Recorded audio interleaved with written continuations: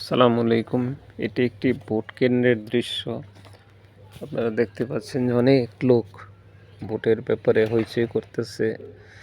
আমি হইচইটা থামিয়ে দিয়ে আমি ভয়েসটা দিতেছি যে সেখানে এত হইচই ছিল বলার বাহিরে।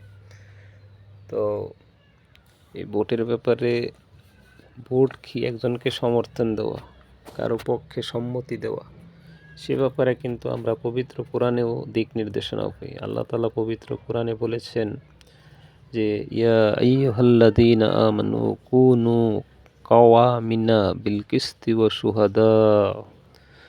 শুহাদাআল্লাহ, তোমরা আল্লাহর উপর ন্যায়ের উপর প্রতিষ্ঠিত থাকো, আল্লাহর ওয়াস্তে ন্যায়সঙ্গত সাক্ষ্যদান করো। সূরা নিসা 135 নম্বর আয়াত।